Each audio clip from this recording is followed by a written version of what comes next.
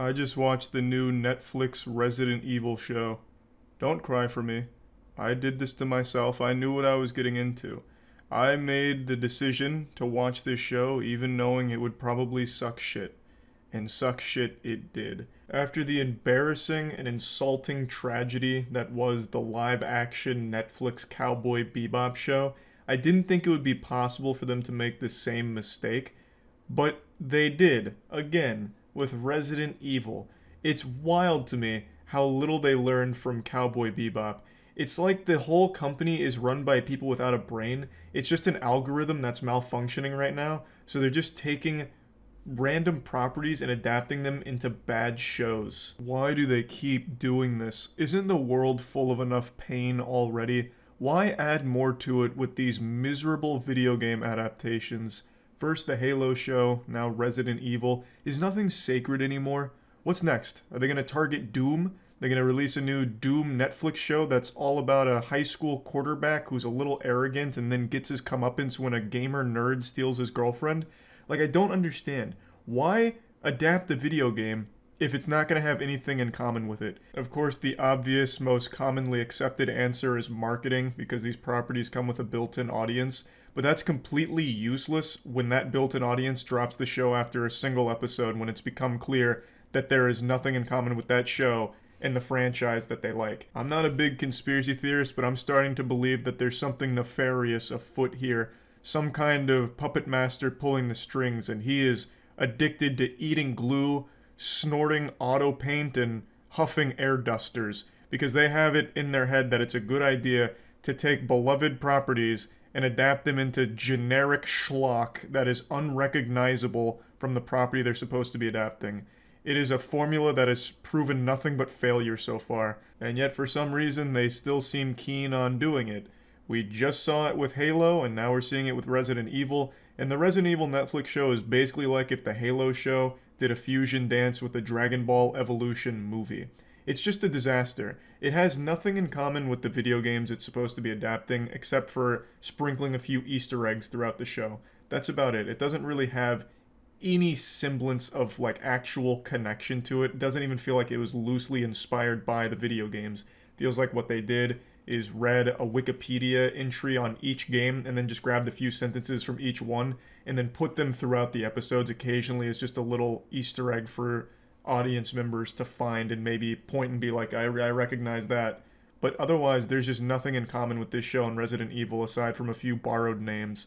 Let me go ahead and show you a scene that's been floating around Twitter and then explain to you the context of it, because it's even stupider when I tell you why this scene is happening. This is a spoiler. This is towards the end of the show, and it's supposed to be like a big reveal kind of situation, like shock as you're covering your mouth, recoiling in your chair, and throwing popcorn bowl over your shoulder because it's just so shocking. What? The song Don't Start Now by Dua Lipa starts playing here, but I can't let that audio ride or else I'll get DMCA'd. So just sing that song in your head. That's the soundtrack to this little dance number here. And it goes on for a little while. You get like a whole little Broadway play performance out of it. And, what's not to like, right?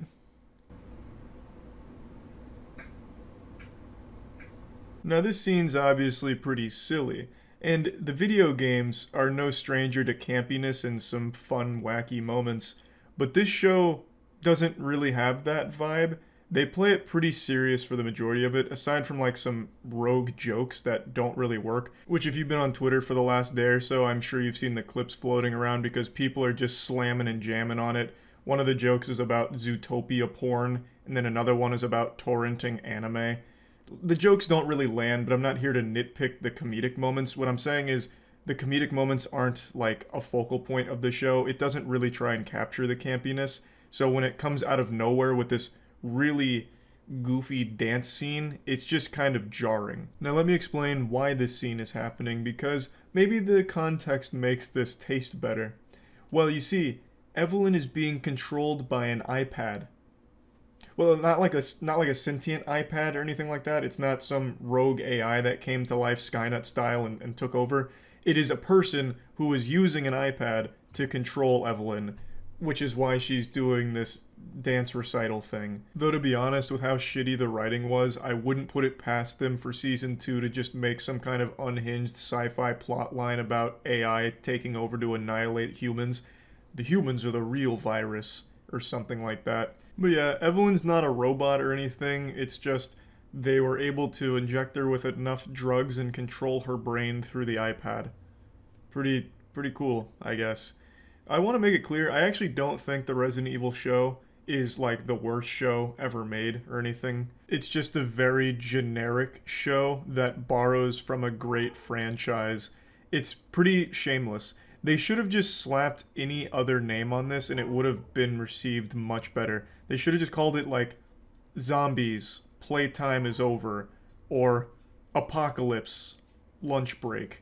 Just anything that isn't Resident Evil adjacent, because this really has nothing to do with the Resident Evil franchise, aside from borrowing a couple character names and references. Netflix stock is down 70% this year, and I think if they announce season 2 of Resident Evil, it'll drop another 30%, baby. They can do it. I think it's just right around the corner. They're just one more bad video game adaptation away from just a complete and utter collapse, it feels.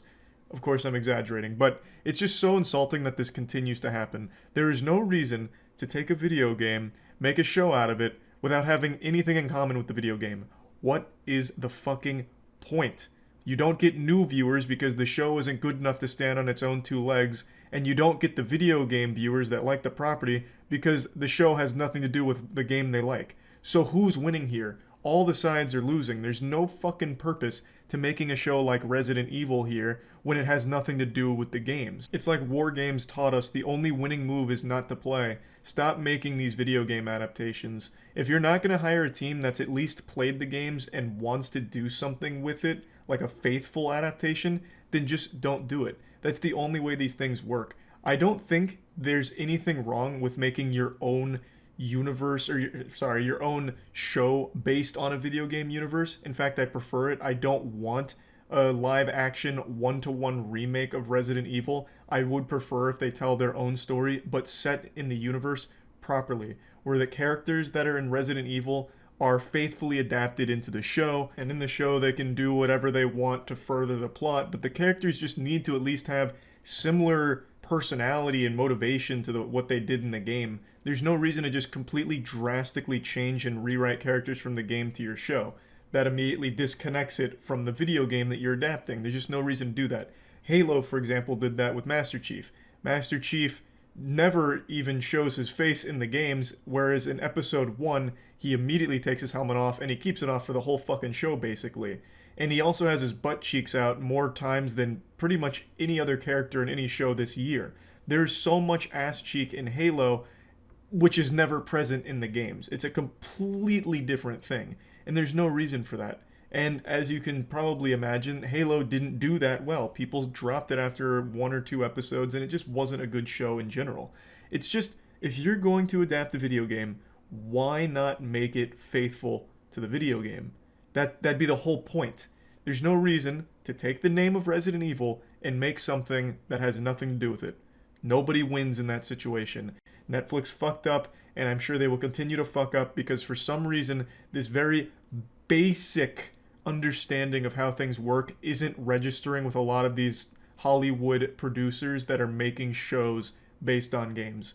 It is just, there's something gone wrong here. They somehow didn't learn that lesson with Dragon Ball Evolution, or the last Airbender movie, or the Hitman movie, or the Assassin's Creed movie, or all of the fucking Resident Evil movies. Somehow they still saw all the failure in the Resident Evil live action franchise and then still made another failure with the show just to add more dog shit onto that pile of shit. It makes no sense to me. Netflix needs to stop with this, and not just Netflix, but in general, all these streaming platforms have got to stop trying to make a video game adaptation by people that don't know the property and don't want to know the property. Again, the Halo team was proud that they didn't play any of the Halo games. They outright said in their interviews, we didn't touch the games and we didn't talk about the games. And look what happened. Disaster. I imagine the same thing happened with the Resident Evil show here. If I had to wager a guess, they've had a very rudimentary understanding of the games. But yeah, anyway, just wanted to rant about this a bit since I watched the Resident Evil show. And yeah, that's about it. See ya.